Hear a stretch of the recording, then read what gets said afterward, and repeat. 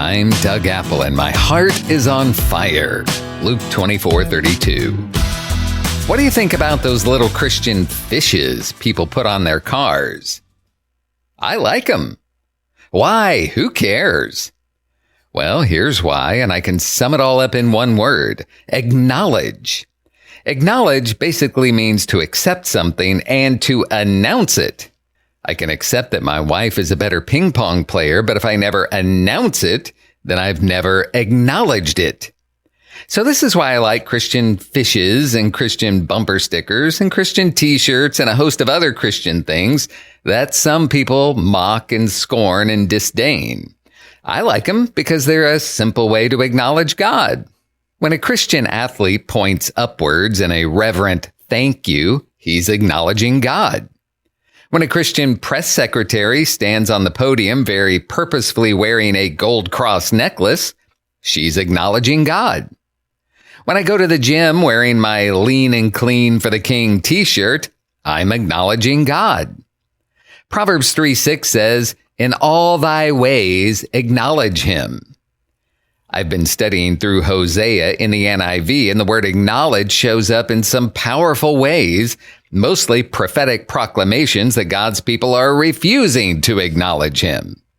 Hosea 2:8 says that they did not acknowledge that God is the one who gave them their grain and new wine and oil. And in fact, they used those very items to worship the false god Baal instead.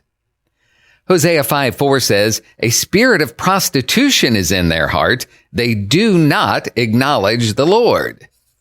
In Luke 12:8, Jesus said, "Whoever publicly acknowledges me before others, the Son of Man will also acknowledge before the angels of God." In both John 9 and John 14, we're told about people who actually believed that Jesus was the Messiah, but because they didn't want to be persecuted, they refused to acknowledge Jesus.